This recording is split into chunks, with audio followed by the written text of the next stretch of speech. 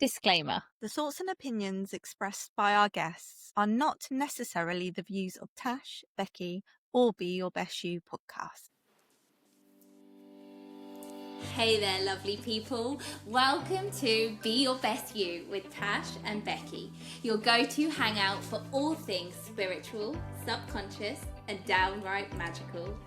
We're here to sprinkle a little mystical wisdom into your everyday life and help you level up your reality. Picture this as your cosmic coffee date, where we chat about the unseen world, blend in some psychology vibes, and stir up the subconscious magic.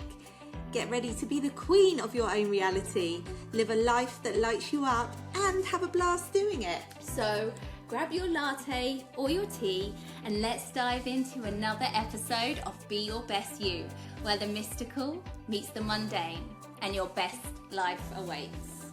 Cheers to creating magic together. Let's do this. Hi, welcome back to another episode of Be Your Best You with Tash. And Becky, the guest edition. And today on the show, we have the very, very beautiful Leah McCloud. We love you, Leah. Leah is a human design expert. We're so excited because she's the first human design expert guest we have had on the show. And this is going to be a hard act to follow. She is awesome. Leah really knows her stuff. She is a fountain of knowledge, isn't she? She is. She packs in more information than you are going to know what to do with, but you're going to want to run away and figure out everything about your human design profile. She has literally, in this episode, giving you everything that you need to know to start off your human design journey and more. Human design is so deep. There's so many layers, but this episode is just full of golden nuggets for you to really start understanding your human design blueprint. And most importantly, because what human design is about is actually using the information in your real life and using it to help you bring out your true self. Yes. We really hope you enjoyed this one, guys. Psst. Hey guys, can we ask you a favour? Can we ask, if you haven't already, please make sure that you're following us on Spotify and Apple Podcasts so you can get updated with all the latest episodes every week when they come out. You never know, it might just be the thing that you need to hear at that time. Also, don't forget you can watch us on YouTube, so make sure you head over there and subscribe to us there. And share with all your friends. Thanks, guys. And today we have on the show Leah. Leah, welcome. Hi, Leah. Thank you. I'm so excited to be here. This is so much fun. I'm so excited. We're so excited to have you, Leah. We were just saying before we hit record that Leah is our first human design expert. What a way to start. And we're so excited to kind of just share the magic. You guys all know, you've heard me banging on about human design enough. You all know how amazing I think it is. So we're really excited for Leah to tell you all about it and have some golden nuggets to take away. So Leah, could you just tell everyone a little bit about who you are? Obviously, you're a human design expert, but kind of what you're doing in the world. Yeah, so I'm Leah McCloud, and I'm a human design expert, educator, whatever you want to call it. I feel like my title changes every day, but sometimes I call myself a guide. But really what I do is I talk about human design in a variety of ways. So I have a business called The Design of You, and I teach human design readers, and I share about human design. I sell human design offerings and products, and I just wrote a book and building an app. And everything I do is related to human design pretty much. So that's me. Amazing. Love it.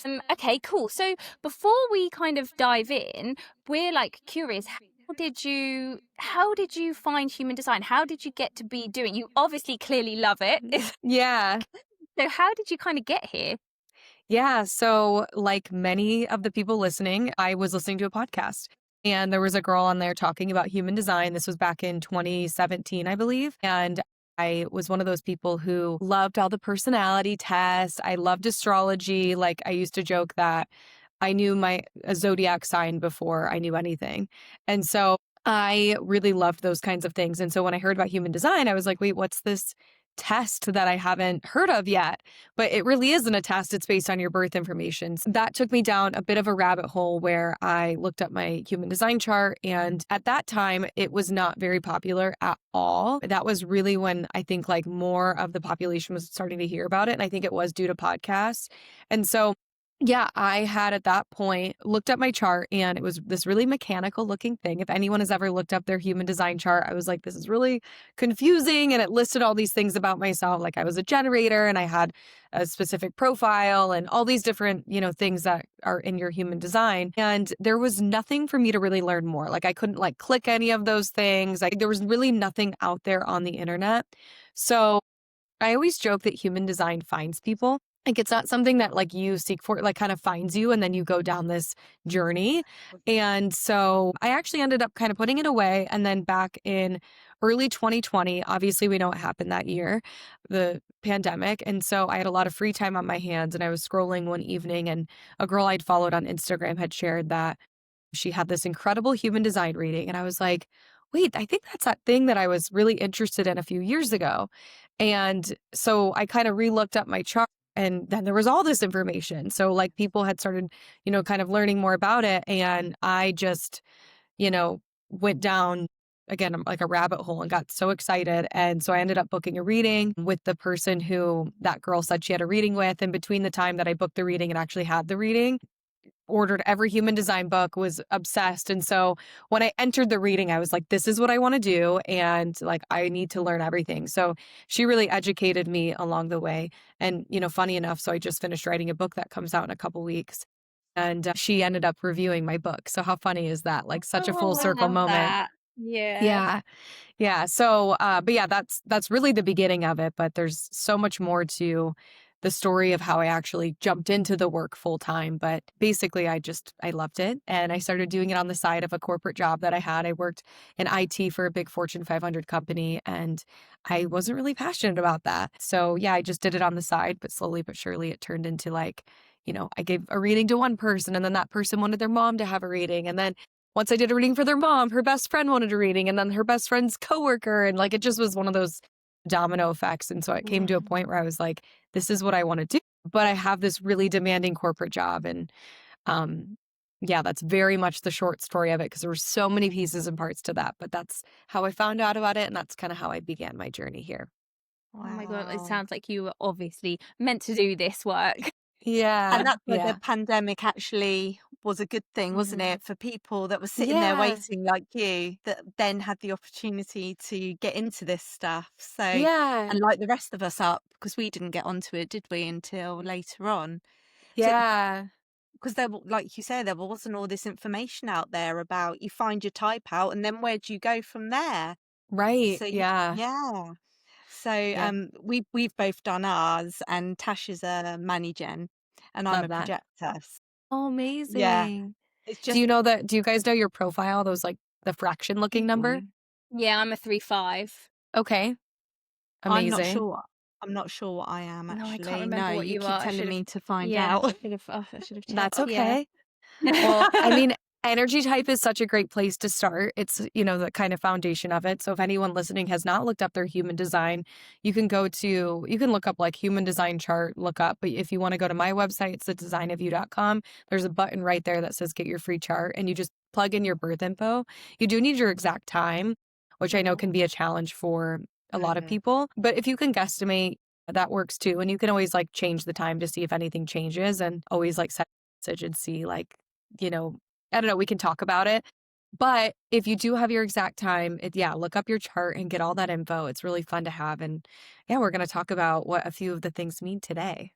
Yes, amazing. Yeah, and I have to say as well, before we jump into that, I do totally agree with you. Human design is funny because it happened the same way for me.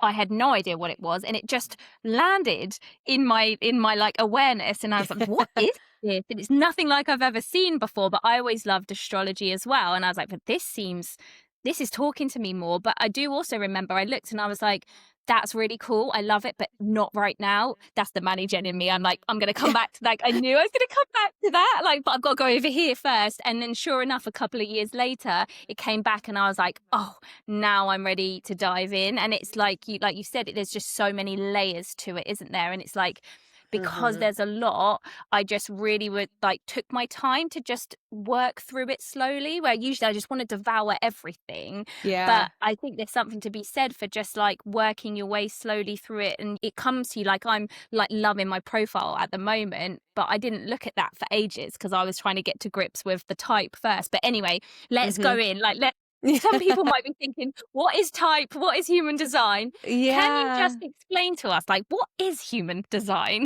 Yeah. And it's so funny because it took me a long time to even figure out how to explain it. And one of the things I teach my students is like, this is how you can explain it to friends and family.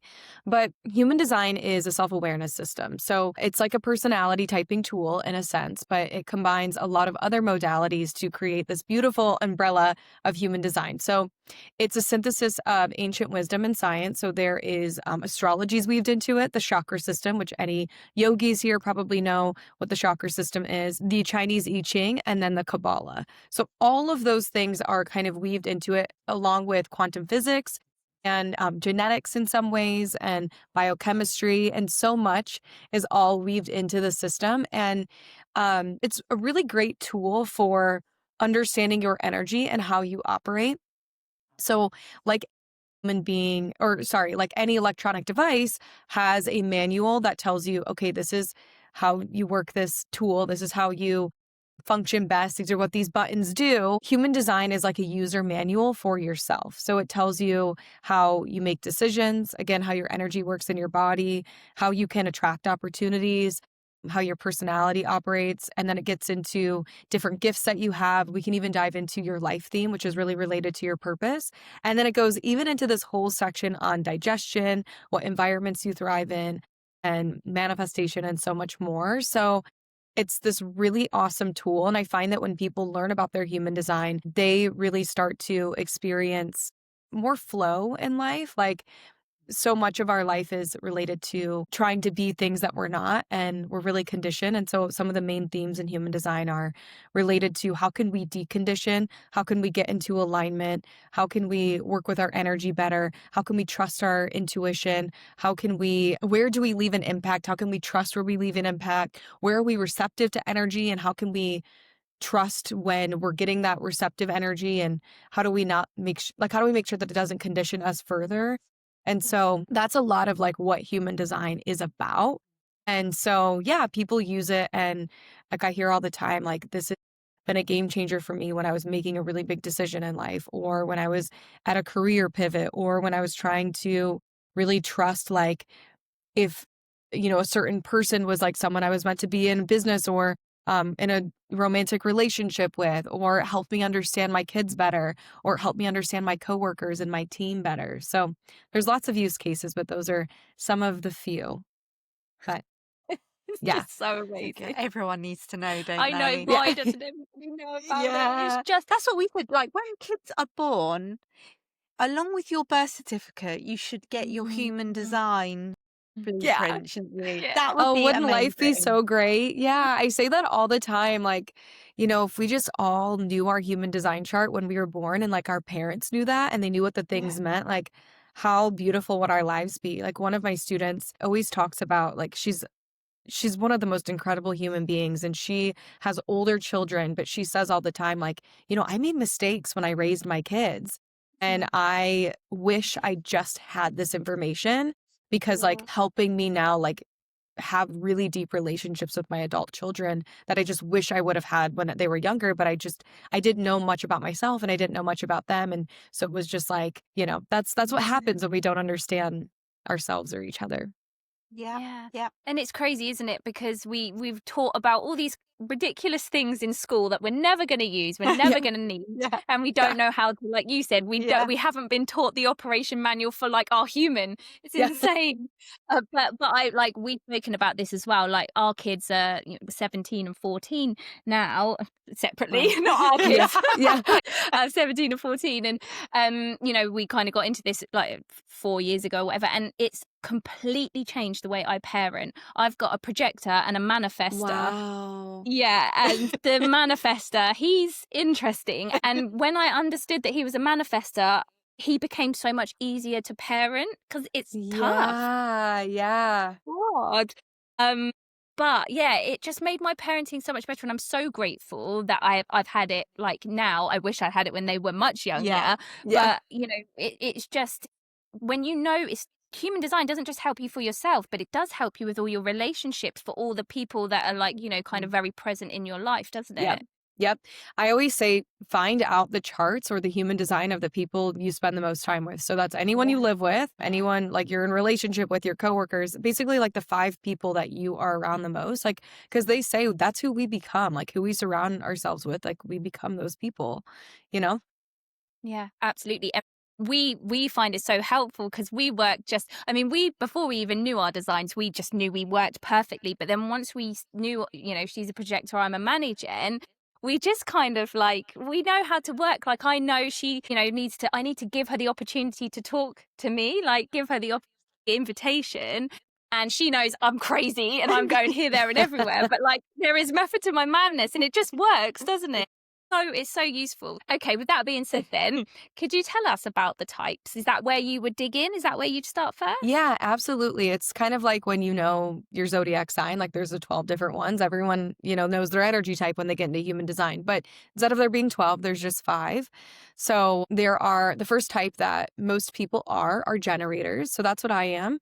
And generators are these people who they make up around 35% of the population, but they're people who are here to find what lights them up and to go after those things, to really like do the things that they love to do and not second guess them. So a big lesson for them is having really strong boundaries and saying no to things that aren't lighting them up and really allow themselves to do the things that bring them energy and bring them joy, because they have this aura that impacts everyone around them. And so when they do things that they love, they actually can help other people feel excited and lifted up in the world. And on the contrary, if they're doing things that they don't love, which most generators are, they can actually bring down the energy. So their aura is very enveloping. It wraps around people.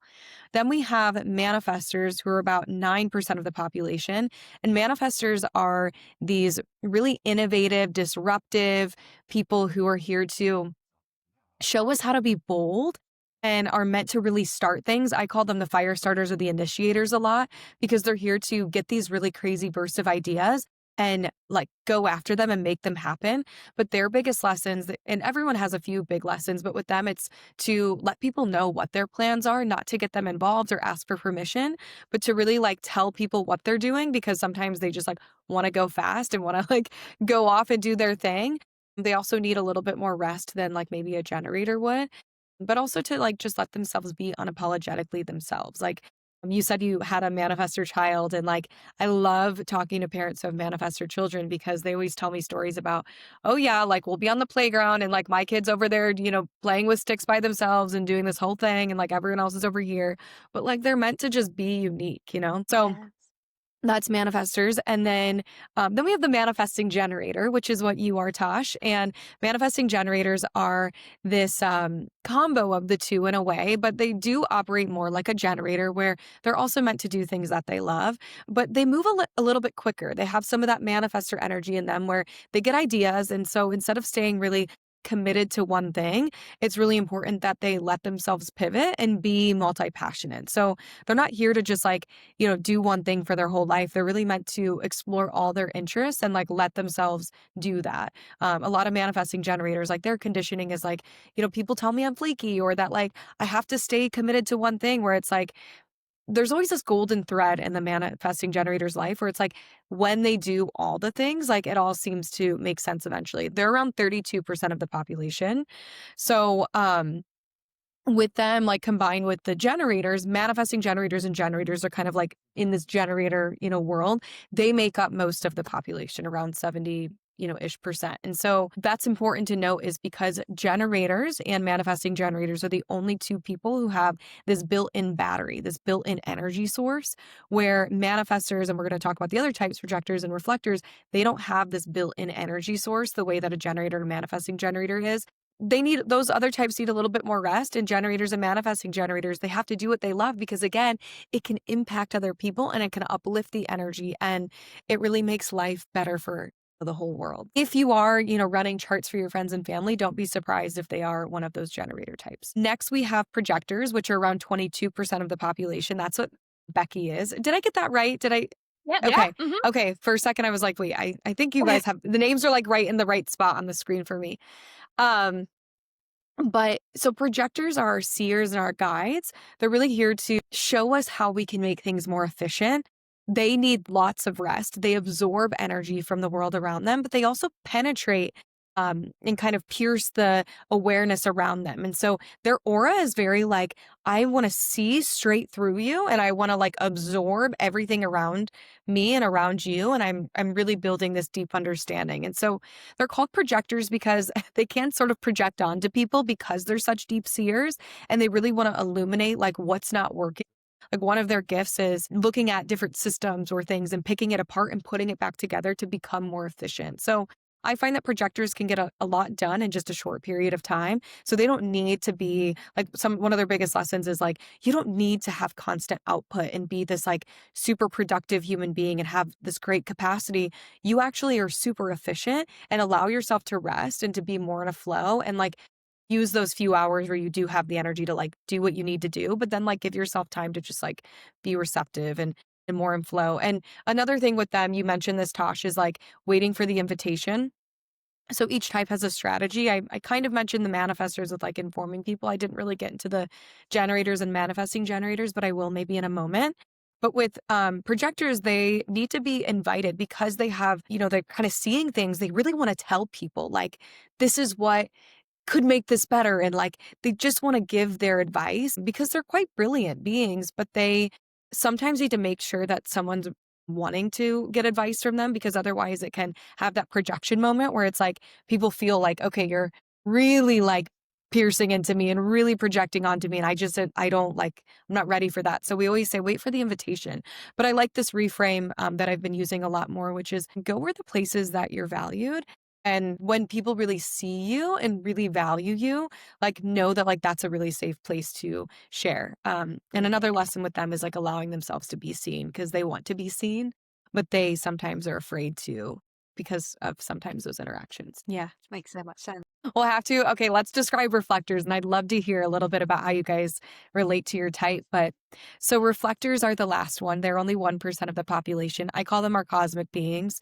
They're people who they feel everything. Their chart, if you look at it, so like if you look at the body graph and I'm like looking around and I don't have one on my desk, which is unusual for me, but they are people who they absorb all the energy of everyone around them. But so they're called sampling. They kind of like sample things and they learn about it and they let it go. These people need to be really patient. They need to really find a self-care ritual or practice in their everyday life. Their environments are very important for them. So very common to find a reflector who, if they don't like a space, they're not going to be their best self and they need to switch up their environment. They might redecorate often, but they make decisions over around 28 days. So they're very, their energy is very sensitive. If you have a reflector in your life, you're lucky. Know that they're going to mirror your energy when you're with them. That's why they're called reflectors. So when you're around a reflector, they're actually mirroring parts of yourself. So they're the people who are like, hey, how are things going? Give us a temperature check and they'll reflect it back to you. That's really Yeah, cool, isn't I it? don't know any reflectors. I do don't, you? not, No. I don't know. No, I don't know know of any of anyway. any. But No. I saw a post though, one of yours today actually, where you were saying most animals are reflectors, which I thought that's so cool. That makes so much sense. Yeah, you Yeah. can look up animal charts, which is so much fun. And I that. love diving into animals. You do need the birth time, which is always a challenge because, Yeah. animals find us a lot of times in unique ways or they're adopted. And even like if you bought from a breeder, like they're not recording the time often. They don't have a birth No. certificate. But yeah, most animals are reflectors. So they feel energy from everyone, which I mean, with animals, I think everyone knows that, right? When you're around them, they're like these such intuitive beings. So Yeah, that's so cute. Yeah. Oh, thank you for that. That was awesome. So much information there. So I hopefully everyone's already checked their birth chart so they know what types they are. And then, and that's just the very beginning. That is the first layer of like hundreds of layers. But that is the most important thing that you want to know. Yeah, that's definitely where we kind of like started, wasn't it? It gives you, and honestly, for me, understanding, like you said about it when you were talking about the manifesting generator, understanding that about me, that oh, it's okay to have that many interests. It's okay to Yeah. want to be in all of it and not finish it. And that kind of, it gave me so much validation, I think, because society, we are conditioned to be like, and me particularly in my childhood programming was very much, don't quit. You know, you have to see it through, do it. Even when you don't love it, you have to keep going, you know. You're being and lazy if you yeah, don't finish it. and just it helped me with so much, kind of like undoing so much programming, like I said, validating myself. And then what I found is that when I allowed myself to do that, I realized that, you know, like for instance, I would see a book that I think I really want to read that, and I'd download it on my Kindle, and then I'd be like, but I'm not feeling like I want to read it right now, so I know I'll come back to it. And I then love like that. maybe in years time, I'll see the book and I'll be like, yes, that's why I did it. I'm ready to read it now. Well, this brings me to my next question, which is maybe another part we want to dive into. Do you know your authority? So you would be Yes, like so mine's sacral. sacral. Okay, Yeah. so that makes total sense. Do you know what yours is, Becky? No, I don't. I'm trying to think if I can remember So what it is off the you top. could either be, as a projector, you could have emotional authority, splenic authority, which is sometimes called instinctual, or you could have ego authority or self-projected or voice authority. So it'd be one of those. But you'll have to look up your chart again. But there's 7 different ones. Authority is like a fancy name for intuition.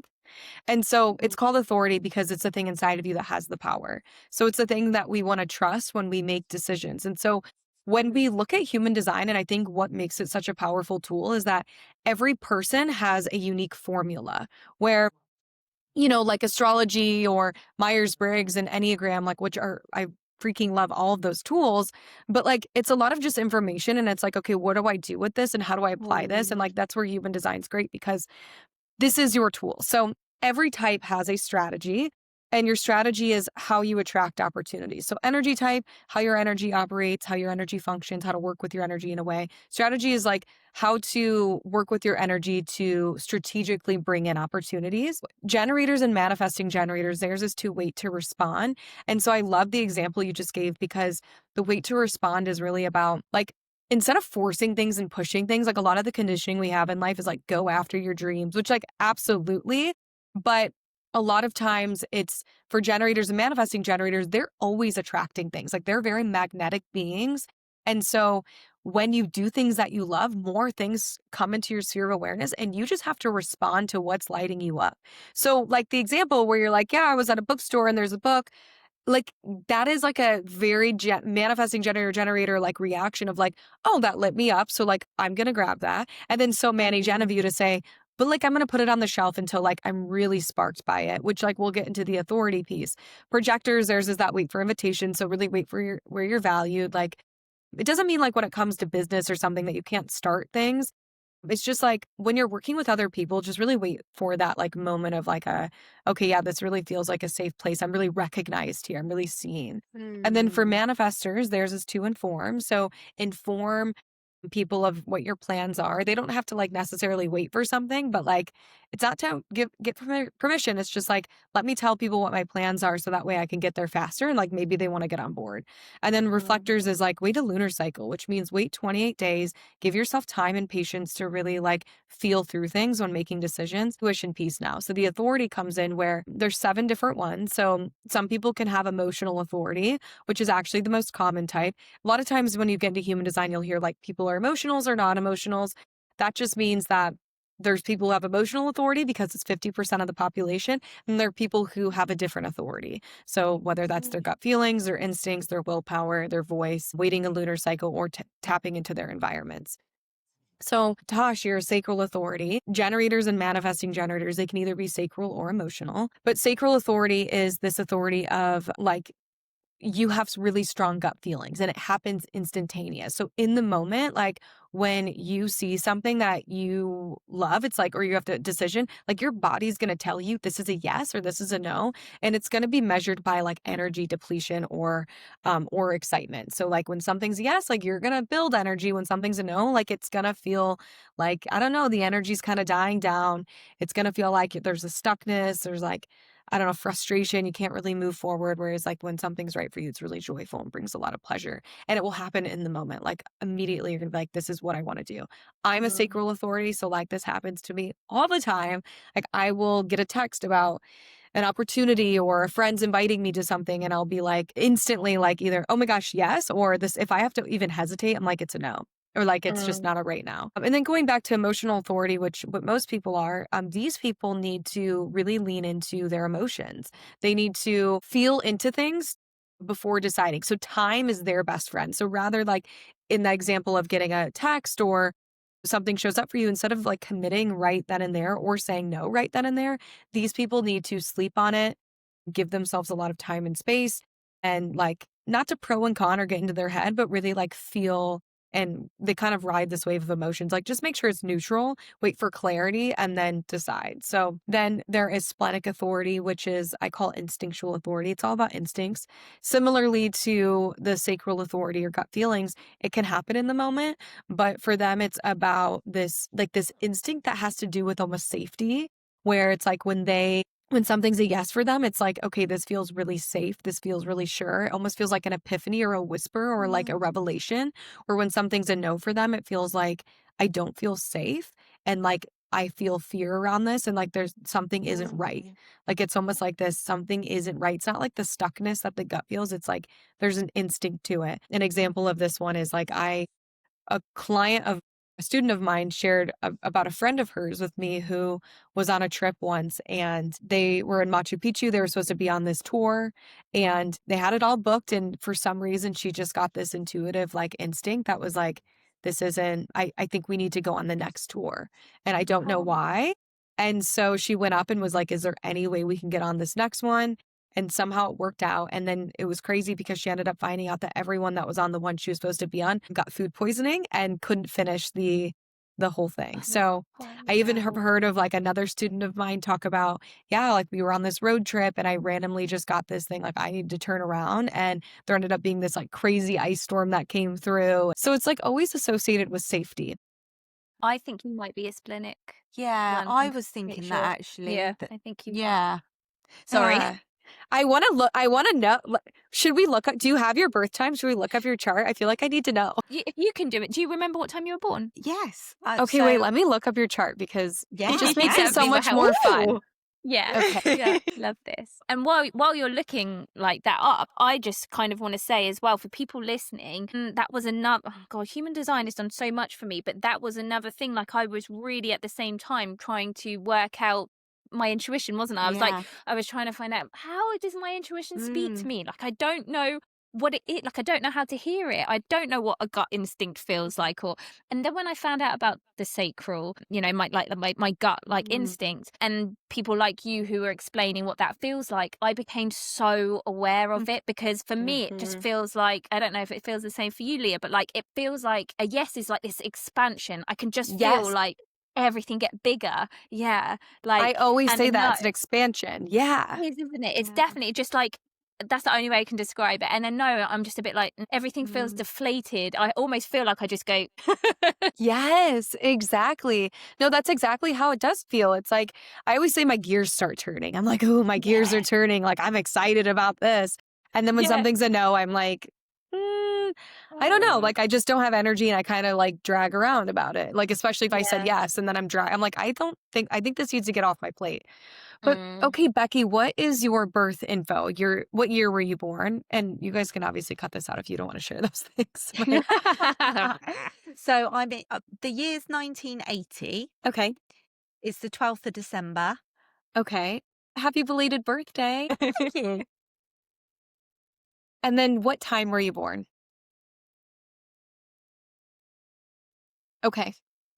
Is that exact or I guess? think so, pretty Okay. much, yeah. Okay. And then what city were you born? Gosport. Okay. Gosport. Perfect. Okay. Don't judge her, people. Okay, so you are an emotional authority, but you do have a defined spleen, which is where those instincts do live. So you do have like some of that instinct in you. So in our chart, there's like these 9 different centers, like they're all like these shapes within it, and they look like similar to the chakra system, but there's 9 versus 7. But so like everywhere that you're colored in is where you're activated or defined. And so when we look at authority actually comes from different centers within the chart.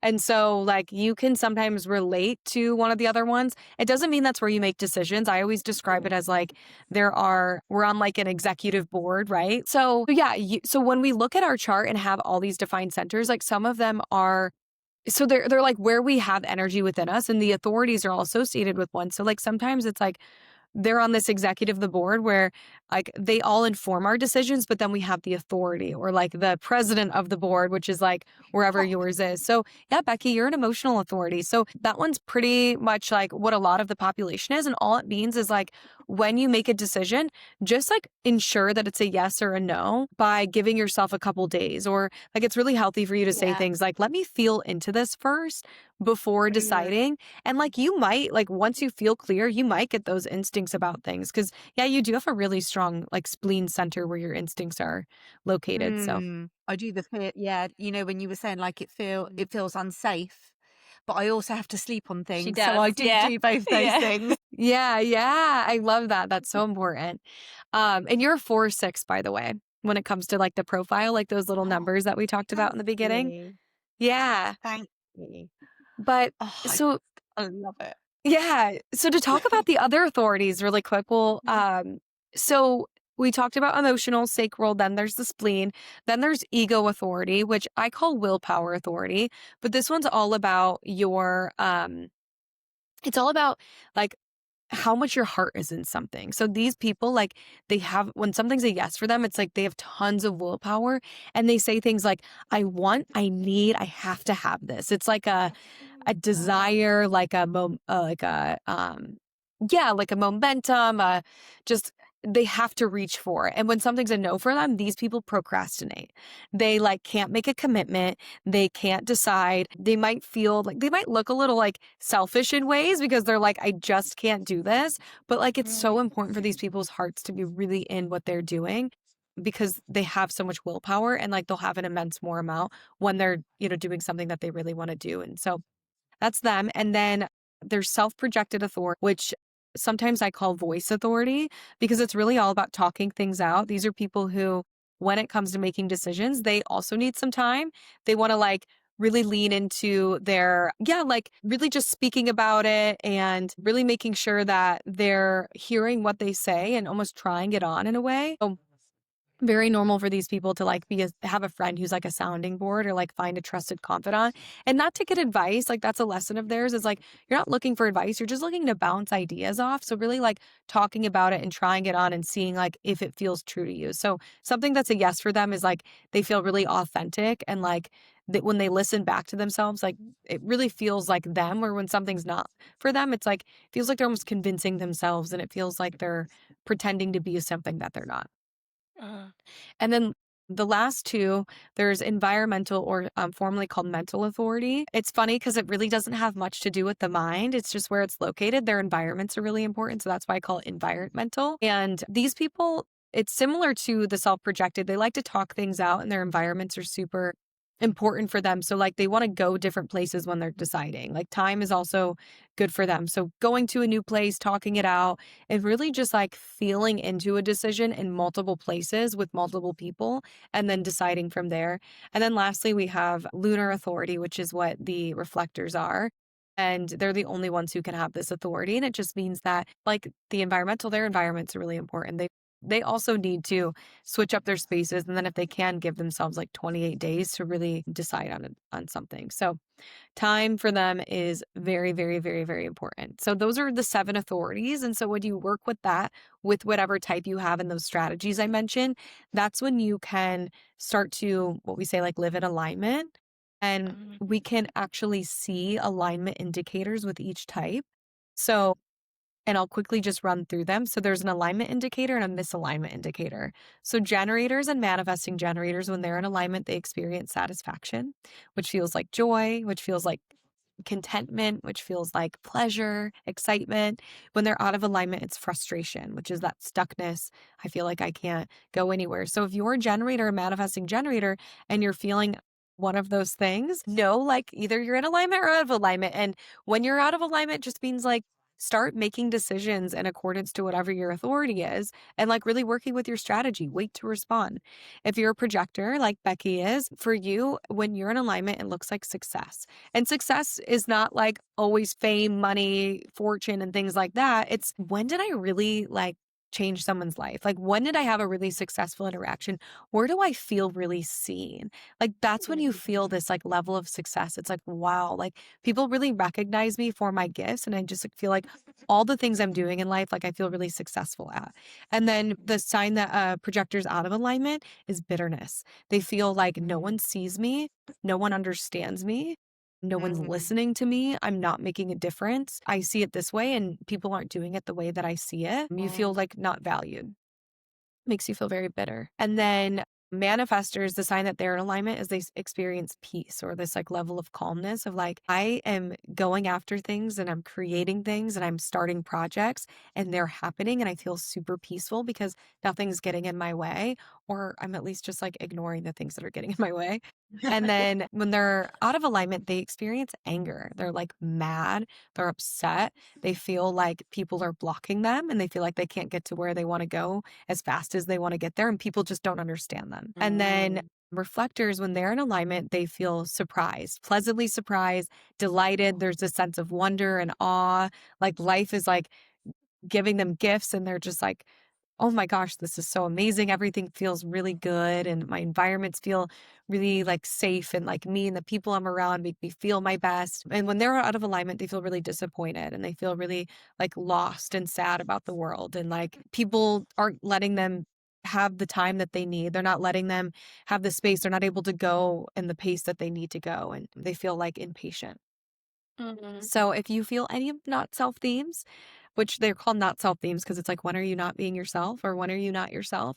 That's just, again, like an invitation to learn about your human design and to say, let me get curious about my energy and how I can work with that a little bit deeper. And if you're feeling the alignment themes, all the good ones, that just means that you're doing a good job and like life is really flowing for you. So keep going.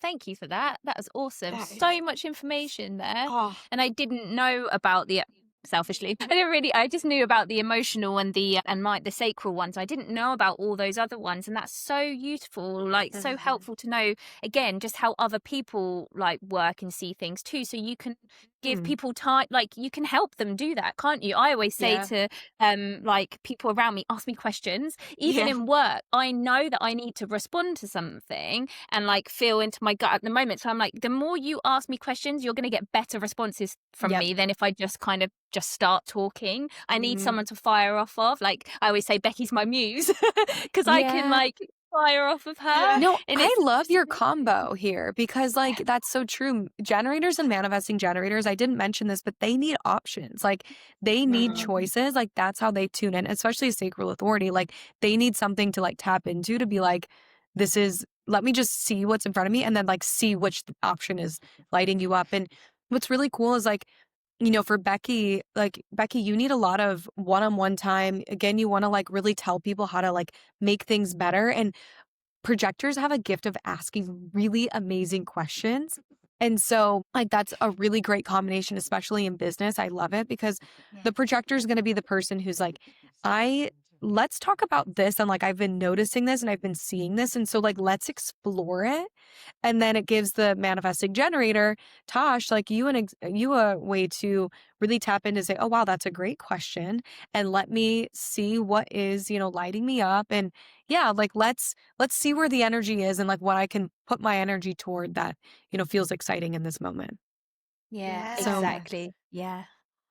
It does work, doesn't it? It does, yeah, it does. And also, I want to say, anyone, if you have projectors around you, listen to them, ask for their advice, please, because they've got so much to offer, haven't they? And like, honestly, it's so funny because everyone knows I'm the main talker on this podcast. But like when Beck and I are on our own and we're out and we're having our walks and we're doing our thing, Becky can say one thing. Like I always say this to you, don't I? I'm like, she can say one sentence and I'm like, oh my God, you've just blown my mind. And then how good do I feel? Yeah, she's because like- I've been recognised and I've been seen. So I'm like, Exactly. You guys, you got it right there. And it's so true. You know, when if you have a projector in your life, like there's so much advice I can give for each of them, but it's like, ask for their advice. Like, ask what they think, especially when you know that they're an expert or know a lot about a topic. Like, there's nothing that makes a projector feel more successful than being like, here's my advice or here's what I know, that changing your life or being like that nugget you need to hear. Like, that's so beautiful. Yeah, it's awesome. And also I do that because it's my daughter that's a projector, and these two, they're like best buds because they see each other and they I get love each it. other. It's so cute. But like, because I've, learned, we've been practicing this in our relationship, I can do it with her. And, she's 14, but if she speaks, I'm listening. Like, just because she's a 14-year-old child, I know she's got the wisdom. I know she sees things that other people don't. So if she talks, I'm like, yeah, tell me about that, Soph. And I'll listen and I'll say thank you. And I just think, oh my gosh, I'm giving her like early on. Kind of, you're helping build their self-esteem, understand that they do have something to offer. And I just think that's just so amazing going into the So world with that, amazing. isn't it? You've kind of I like think, well, learned I that. do think the projector children can shut down quite a bit because you're battling against, you're a child, so people don't really listen to your advice. Your mum's not going to necessarily listen, Yeah. but obviously you do, so Yeah. that's great. And you just sort of shut down after a while, and you think, no, I just won't bother. I'll just keep it to myself. Yeah. But Yeah. my And then son's a projector also. But you really, talking about the bitterness, that's absurd to say. He's so really, out of alignment, bless him. I mean, he did have depression. He's getting better now, but yeah. he's so out of alignment. So he had Yeah. the bitterness for sure. Luckily, I Yeah. never got to that. But Yeah. it's just so useful, isn't it? That I Yeah. know this about him now, and I know Yeah. I need to let him speak and give him time and invite him in to, Yeah. it's please everybody get onto this. Yeah. It's like, what do you see? And rest, right? Like our world is Yeah, constantly telling us to hustle and bustle and be yeah. productive. And we're always looking for all these hacks of like how we can do more output. And I always say, and I think for all of us, like regardless if we're a generator or not, like we all need rest in some degree, but like especially a projector, it's like where can you put more input into yourself rather than having so much output? Like sometimes the most productive thing you can do is just to chill, you know? 100%. Oh my God, And yeah. that's something else that I've really encouraged with my daughter, like if she's been to a friend's party or a sleepover, I'm like, Soph, go when she comes back, go to bed, go chill for the day. And she's like, yeah, I think I need to do that because I'm a Yeah. Manigen, my husband's a Manigen, and Charlie's a Manifestor. So when he's in his period of time where he's go as well, she's like, God, I can't Yeah. keep up with you Well, lot. And manifestors, they're cyclical beings. So they will have moments where you can't hold them to consistency. And that's another thing with them is like, they are going to have moments where it seems like they have a burst of energy. And then they're going to have moments where they're like, I have nothing and I'm not creative. And I just need to like go inward and just be in this like cycle. And that's important. Like you just have to let that person kind of ride that cycle out. And they're not going to get those creative hits if they don't give themselves rest. That's when they burn out, is when they're trying to always be this like highly creative, highly productive person. Like they need those periods to like get those big ideas that they have. So then they can start initiating. And they're going to actually provide energy for people when they're excited about something too. Yeah, and I've definitely seen that with my son as well. The cycle for sure. Yeah. It's My husband the same. He's a manifestor, and he's got to rest. And you always find they come out of their rest period with another amazing Yes. idea, don't they? It's like you say, Yes. it's so important. Yep. Exactly. Yeah. amazing. And it just reminds us we're not all the same as well, doesn't it? That Yeah. we shouldn't, you can't treat everybody the same way. No.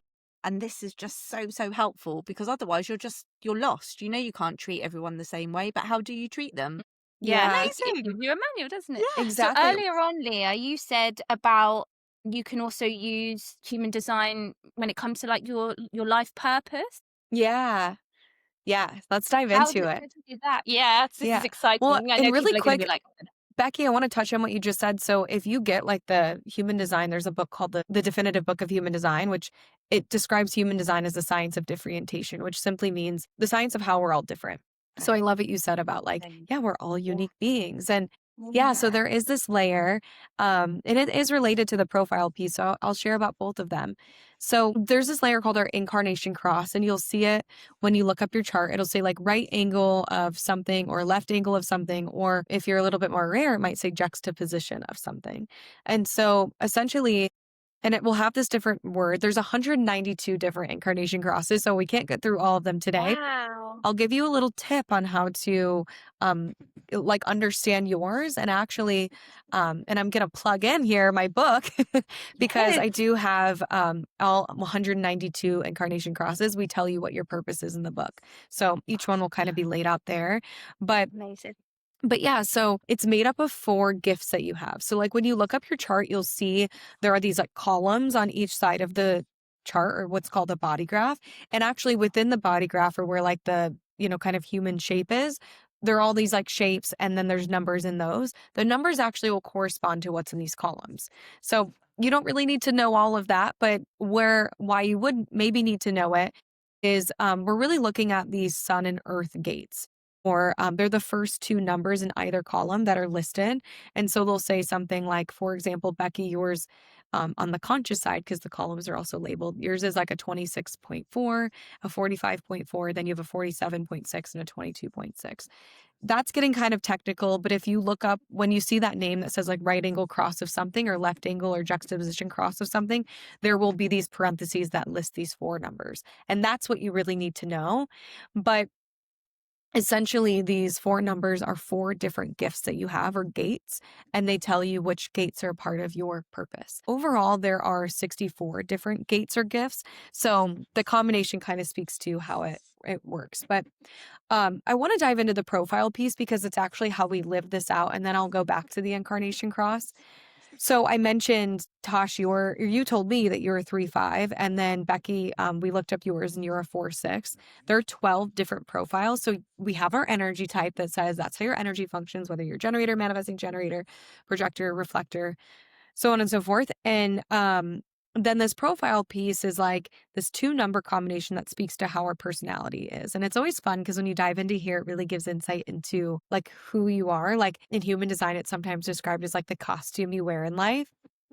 And so there's this combination. So like the 3 and the 5, or the 4 and the 6. I'm a 5/1, and there's 12 different ones, and we're not going to get into each 12. You really just need to know what the different numbers are, because they can be 1 through 6. Okay, so we're going to go through those, and I'll describe it like this. So if you have a 1 in your profile, or a 2 in your profile, that kind of thing.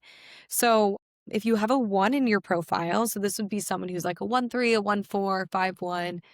So on and so forth.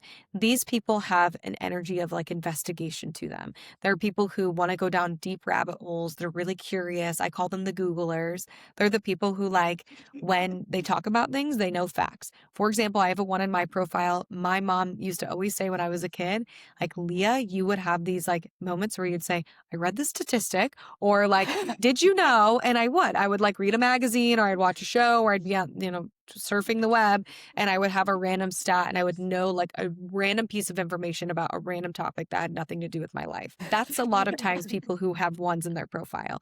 Just let them go down rabbit holes. That is a part of their personality, to like be really insatiably curious.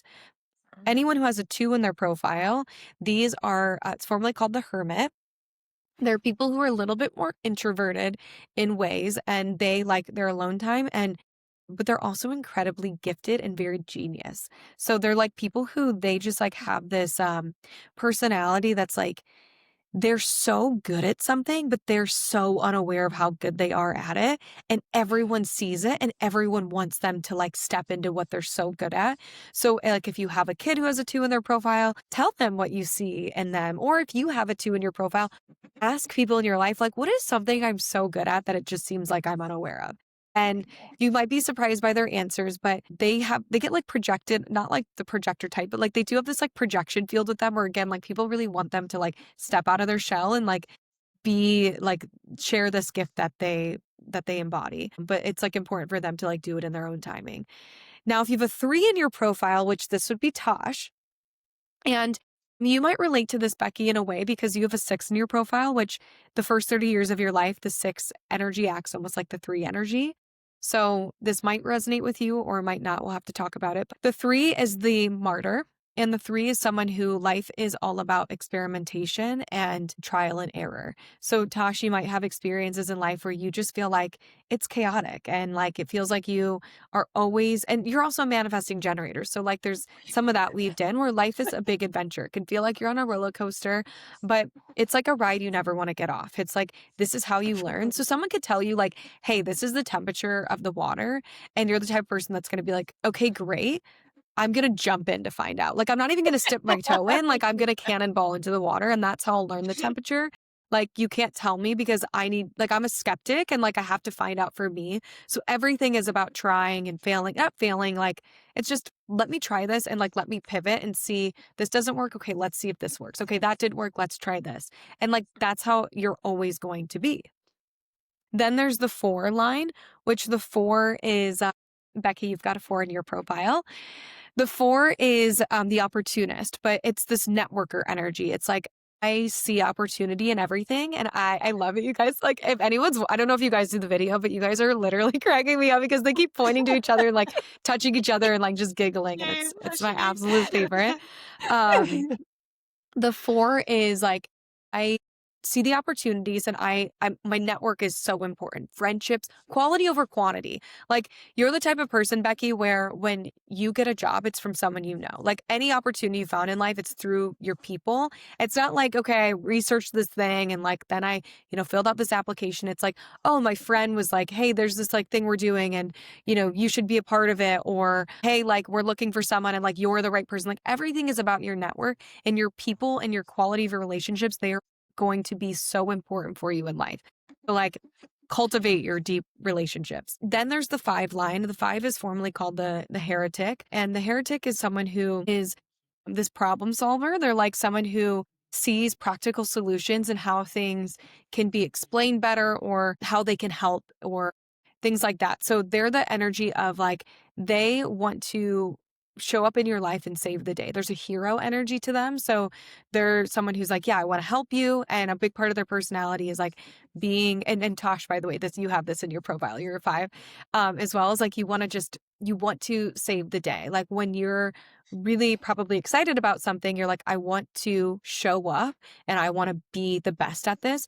There is a projection field similar to the 2 with this one, where sometimes people place expectations on you of like how you can show up and what you're going to help with and what you know. But it's really important that you have strong boundaries of like, and really clear boundaries of like, no, this is how I'm going to help. And this is the way that I want to help and not the way that you expect me to. So 5s can be sort of burned at the stake in ways. And so I share that lovingly because I'm a 5 as well, where like, if you don't show up the way that someone expects you, they're like, what? Like, I thought you were like the hero. You were supposed to save my life and you didn't. So it's always important to say like, you guys are just cracking me up and giggling. And then lastly, the 6, this personality shows up as the role model. And so Becky, what's really interesting about this one, I mentioned that you might relate to that like chaotic 5 martyr energy that the 3s can experience, because the 6 is the only profile that goes through this unique 3 phase in life where the first 30 years of their life is all about experimentation. So they're very much like the 3, like, let me try this, let me learn this, let me just like dive into life. But around the age of 30, there's like this massive shift, and it happens with our Saturn return, anyone who knows astrology, where it's like, you know what, like I've been there, I've done that, I'm good. No, I actually will trust that when you tell me the temperature of the water is, like, I don't need to cannonball. And like now as this, you go from 30 to 50, it's this period of integration of like, okay, I've been there, done that. Now, like, what are the lessons I've learned? How can I take all the life experience I've had and how can I really understand how this has impacted me? And then at the age of 50, you'll go through this 3rd and final shift where you'll become this role model. And so you might find that like the older you get, it just keeps getting better for you, Becky, where it's like, yeah, it's like people see me as a role model. They want to learn from my life experience and they trust my wisdom and like I'm here to really help them. And so when we look at these, like, again, there's like that fraction number of the profile, you can kind of combine these. And so like Becky with you is, I talked about the 4, like your network is so important. And then you're like stepping into this role model energy. And so trust that like you're really meant to help the people in your life. And you're a projector on top of that. So like you are truly designed to be a guide and like to help people, help your people, tell them about your life experience and really like give them wisdom and be the wise sage for them. And then Tosh, like your life is about being like, my life is fun. I'm like here to experiment and have adventures and try things and show people that we can experiment and do all the things that we want to do, especially as a manifesting generator. And I want to help people do that. I want to help them and show them that like, this is what you can learn when you have a zest for life. And this is how you can change your life. And you're going to change lives too. Like you're going to be the person that has these practical solutions through your experiences, but you're going to lead more by example rather than Becky's like here to like, yeah, lead by example, but then like really share the nuggets of wisdom as well. So like that's your personality combined with your energy type, of course. And then you have your decision-making tool. And I wanted to talk about the profile piece, that like those two numbers, because that's what leads to our incarnation cross. So we don't learn our incarnation cross or this part of our purpose and become it. We actually become it by living our design, by working with our energy type or strategy and authority, making decisions with that, and then really leaning into our personality. And so rather than going through all 192 of the incarnation crosses, because we'd be here all day, we'd be here for more than all day, a lot of days, I'll talk about this. So there's right angles, left angles, and juxtaposition. If you're a right angle, know that a big part of your purpose is taking care of you. So that is what, like, Becky, you're a right angle, and so were you, Tosh. I know just by your profile, there's like a way that you can find out just by that, but you're also a right angle. And so know that like the more that you self-care and learn about you and go on your self-development journey and take care of yourself, that is how you impact other people. Like that is important for you. So like be the best version of you. Whereas if anyone listening is a left angle, right angles are more common, left angles a little less common, juxtaposition, very small percentage, but left angles, theirs is the opposite. Theirs is called an interpersonal karma, where when you take care of other people and when you really focus on impacting the world around you, and when you focus on others, your direct impact is how you then impact yourself. So yours is like, I will be the best version of me when I take care of others. And so that's left angles. Whereas like right angles, it's like when I take care of me the most, that's going to impact the world around me. So it's kind of how that works. And then juxtapositions, they don't have one of these. Like, so those are actually related to karma. Like the more that I take care of me and my own karma, like I impact others, the more that I take care of other people's karma, then I impact my own karma. Whereas, right or juxtapositions, and if anyone's a juxtaposition, they'll have a 4-1 profile. They're people who they're on a very fixed path in life. So they don't have karma. They're actually here to follow their path so strongly and not get pulled off their direction. So a great example of this is Tom Brady, who is like an NFL, which I know nothing about football. So like, let me just preface that. I don't care about football at all. I just think he's a great example because he's like left the NFL and then he keeps coming back, and like he gets pulled off and then he's always gets back. And like, he will do that. Like, he's not meant to like leave the NFL and like, you know, go start a construction business or something, or like, you know, an energy drink brand or like whatever celebrity's doing. Like, he's meant to continue to do that. Like, that is his path. So if they get pulled off path, they are pulled right back on. And that is always how they are going to operate in life. So that's a little bit about it, but it gets so much deeper. Like, so Becky, you're the right angle cross of rulership. I don't know what yours is, Tosh, but I'm the left angle cross of defiance. And I'll just speak to my own, like my 4 gates that are made up in my incarnation cross. One is about being like really creative. One's about really like following the things in life that I, like the direction that is shown to me. Really, like one of my lessons is like really going after the path or things that I'm that I feel really strongly about, because I have this energy of like vision. And so when I have this like these visions that show up, like energy wraps around my visions if I let myself follow it. So like a big lesson of mine is actually like letting myself kind of be an entrepreneur in ways, but it shows up as this defiant energy in my life theme or my incarnation, where like I'm always meant to go against the status quo. That is what I'm designed to do. Like if you tell me to go left, I'm going to go right. If you tell me to go right, I'm going to go left. Like I'm always going to go against the grain. And like, that's how I always show up in life. And I can give 1,000 examples, but like, that's how my incarnation is. Where Becky, yours, I do know, which I don't know all 192 my incarnation crosses. I don't have them all memorized. Wow. I have to always reference.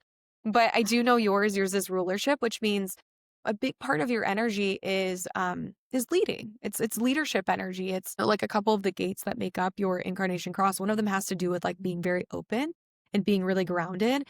That's a part of how you actually, people want to like open up to you and share, and it's important for you to share things. There's also this energy of like being really good at marketing within your incarnation cross. So you may find that, you have this natural ability to know what people need before they need it. And like you have a way of like, let's share about it this way. And like, there's like this marketing energy beneath it. It's very creative. So that's just a little bit of like some of the pieces of yours, but there's 4 different ones. And you know what I'll do for the both of you, if you can send me your time, Tosh, is I want to put together one of my guidebooks for you guys. We create these custom guidebooks, and I usually do for anyone that invites me on their podcast.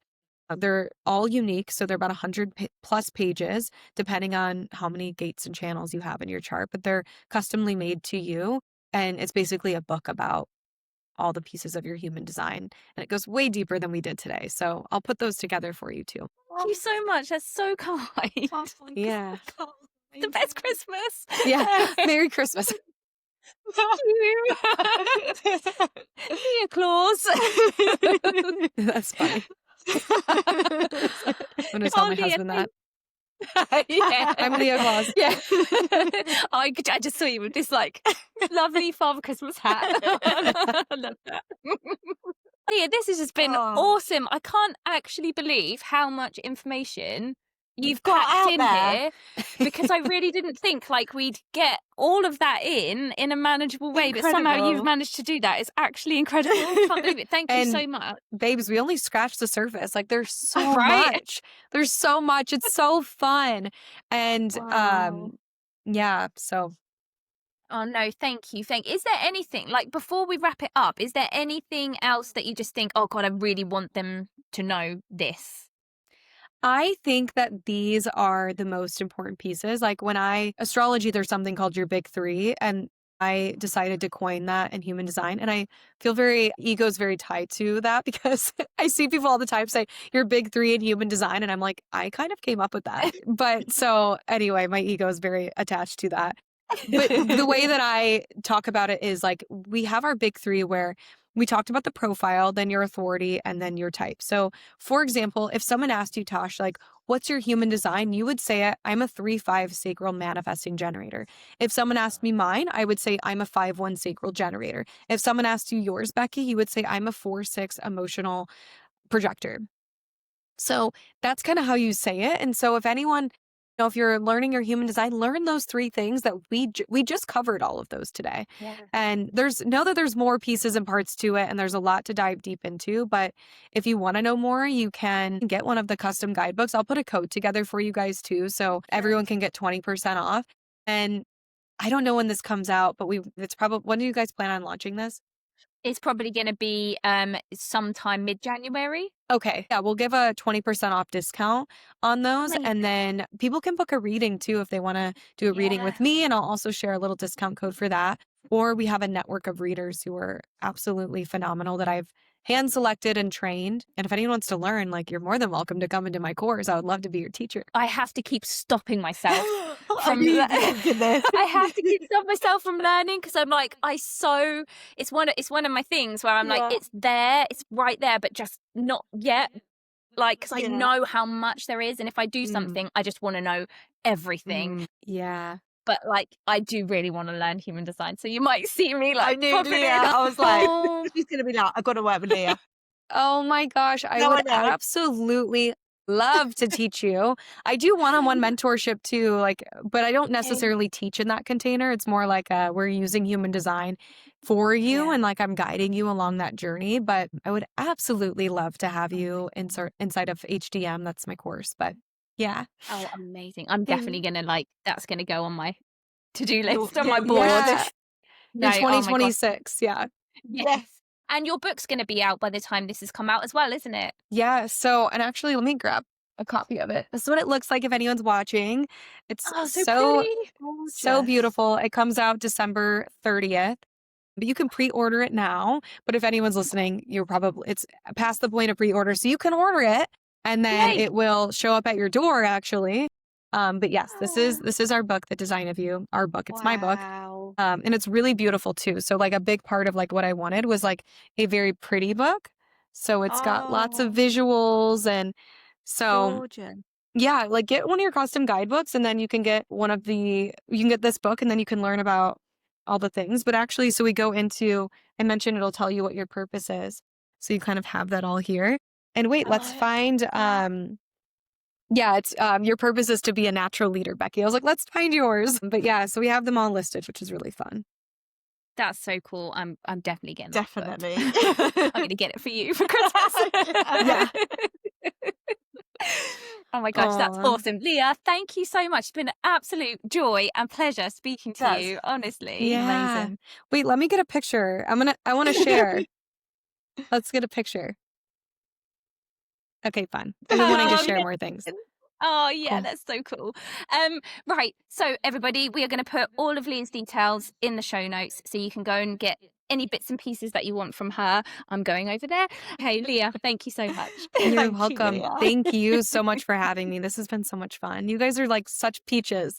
I just like love your energy. Thank you so much. Thank you. Right, guys, that is it for another episode. We will see you next week. Take care. Bye. Bye-bye. Bye.